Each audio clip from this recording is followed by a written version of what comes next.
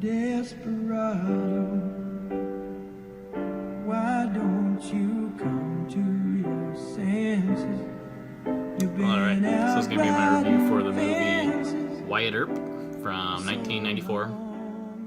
Again, this is a movie I wanted to see for quite a long time. I really like westerns, especially, more modern westerns that are done really well. I think they can be very entertaining and enthralling and, capture your imagination and everything.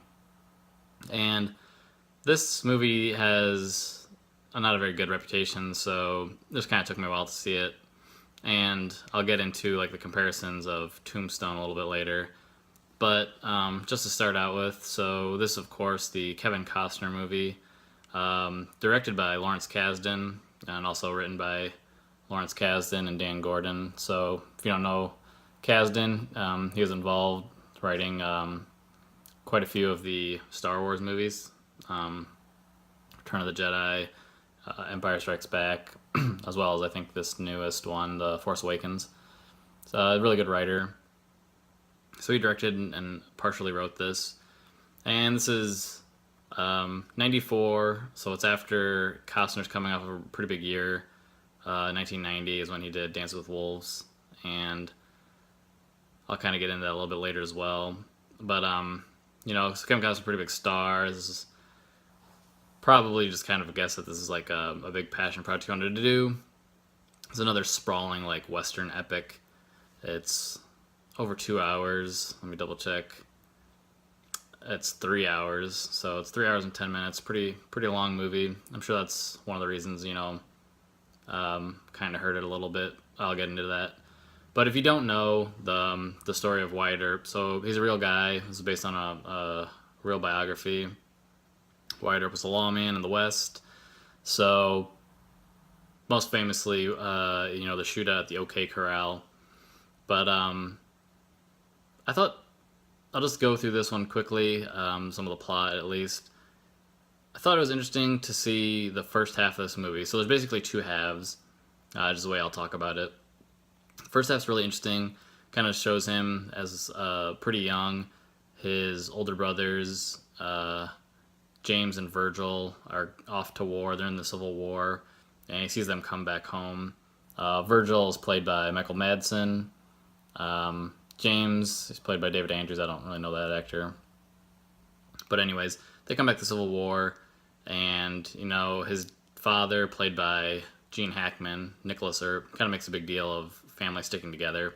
We'll kind of see that storyline throughout as a big theme, sticking with family. So there's also kind of the seed is planted about them moving around a lot. So the two older brothers come back from war, and Gene Hackman, Nicholas Earp, wants to move the family to California.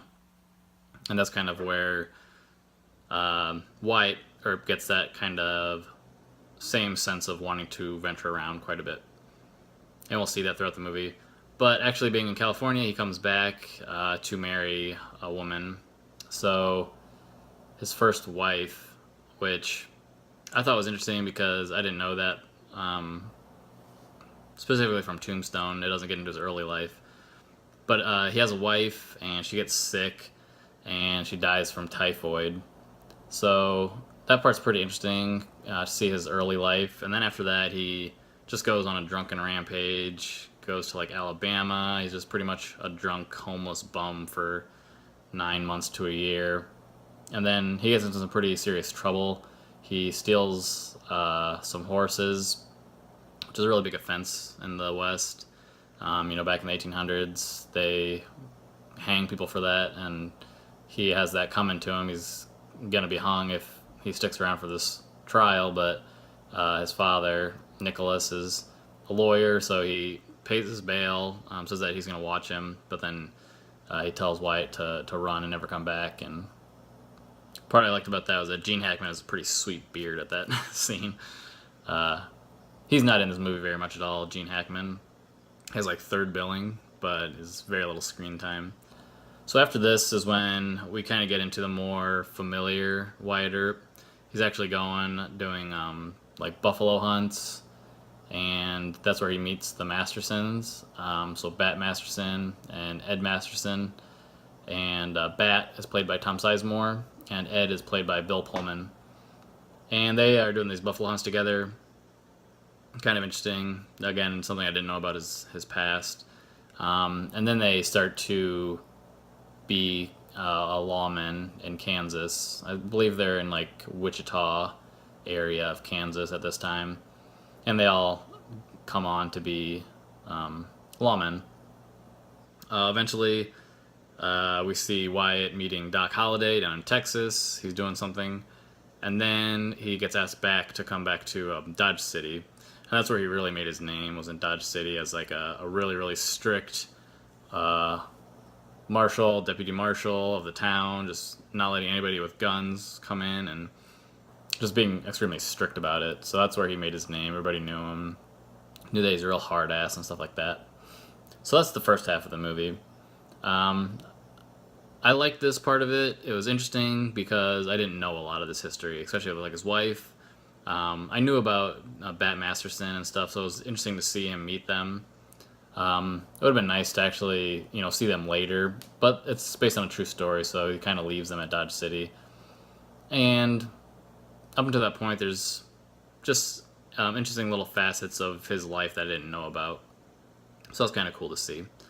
So then we get into the second half, and basically the whole movie of Tombstone is the same as the second half. So this is when Wyatt gets all of his brothers. So there's Virgil, again played by Michael Madsen, his older brother. Morgan, his younger brother. James is his older brother. They all get their wives and they move to Tombstone, Arizona, and they want to invest in like mining and the saloons and stuff like that. They really want to get out of the law business but make money other ways. Unfortunately they don't really make a lot of money with their mines that they invest in, so they end up being lawmen again. And while they're there, they just get on the wrong side of a couple arguments, especially with like the Ike Clanton and his crew. Here he's played by Jeff Fahey. So also they get reintroduced to Doc Holliday. So Wyatt met him earlier, but then he comes to Tombstone to live, kind of gamble. It's like a big booming town. And eventually this argument that happened between like Ike Clanton and the McClowrys turns into a shootout between the Earps and Doc Holliday and this gang. And then that actually turns into more revenge. They kind of go back and forth. So that's, getting pretty long here on this review, but all that being said, I think Tombstone is a much better film. It's probably one of the first Westerns that I watched when I was younger, and it's really good. I really like it. It's probably it's like one of my favorite movies, one of my favorite Westerns. I think Kurt Russell playing Wyatt Earp is extremely good portrayal. I like his portrayal a lot better. Val Kilmer plays Doc Holliday in Tombstone. His performance is amazing. I don't know if I forgot to mention Doc Holliday in this movie is played by Dennis Quaid. Interesting, a little bit different take on the character. Not as compelling, not nearly as compelling as Val Kilmer's take. But yeah, and then and like all the people that play the brothers in Tombstone, you have Bill Paxton as the younger brother. I'm drawing a blank on the older. Sam Elliott plays the older brother. They all give really good performances. There's a big confrontation throughout the movie in Tombstone between Doc Holliday and Johnny Ringo, played by Michael Biehn. And that's really good. There's a lot of tension there, and there's a good build-up. And there's also a lot of kind of leadership portrayed by Powers Booth. He's playing Curly Bill in Tombstone, and he controls like all these cowboys. And there's not any of that in Wyatt Earp, the second half. I think Johnny Ringo is in the movie. He doesn't have like any screen time though. I think he shows up in one scene maybe. So there's not that confrontation between him and Doc Holliday. Curly Bill doesn't do anything in a Wyatt Earp movie. So I think what I would suggest is, if you're really interested in Wyatt Earp, or if you're interested in Westerns, watch Tombstone 100% for sure. It's a really good movie. And then if you watch that and you like it, and you want to learn more about Wyatt Earp, watch the first half of this movie, Wyatt Earp movie with Kevin Costner. So it actually, I got it on DVD. It came in 2, and the first half was pretty much exactly the way it's split up, how I mentioned, up until Dodge City, and then the whole Tombstone act is on the second DVD. So I would suggest watching the first half of Wyatt Earp, and then, just watching Tombstone. You just keep watching Tombstone, it's so good. So, the acting's not bad or anything like that. Kevin Costner's fine in it. There's miscastings for sure, like Michael Madsen as the older brother is barely older than Kevin Costner, if that. He might be even younger. I think it would have been interesting to see a little bit more of like Tom Sizemore and Bill Pullman as the Mastersons, but they spend more time on the Tombstone stuff than the Dodge City stuff.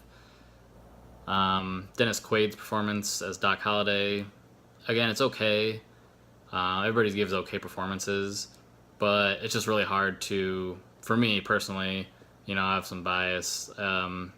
It's hard to differentiate the performances in Tombstone and this movie, and I just much prefer everybody's performances in Tombstone a lot more. So, and then they came out. This is one of those situations where they're very similar movies that come out at similar times. So Tombstone came out in December of '93, so Christmas time. And then this movie, Wyatt Earp, came out in the summer of '94. And there's a lot of competing for things. One of the productions uses up like all of the Old West costuming in the United States, and so one of the productions had to go get it from Europe. I can't remember which was which. There's also like disputes between actors, some not being able to be in Tombstone, and just because of like studio stuff. And this movie, Wyatt Earp, was not a very profitable movie. It cost quite a bit to make and didn't make its money back. And Tombstone, on the other hand, was considerably less to make and made a lot more. So Tombstone was always seen as a better movie, more profitable. I think it's liked more by critics, and I understand that. I definitely agree. Making a 3-hour long movie about Wyatt Earp, it just doesn't work. I think like the dialogue's better, the action's better, confrontations and all of that are all better in Tombstone. And you care about the characters more in that movie. You don't care, for some reason, even though like the brothers are a big deal in Wyatt Earp, you don't get to know them enough, they get screen time, but you don't have the affection for them for some reason. It just doesn't end up working very well. So yeah, I think that'll be it. It's getting pretty long. I'm only giving this a 2 out of 5. So I already mentioned the ways to watch it. Definitely watch Tombstone if you like that. Then maybe come back and watch the first half of this movie. Or if you're just like a diehard Kevin Costner fan, there are a lot of actors in here giving okay performances. But yeah, that'll be it. 2 out of 5 for this one. Don't you drive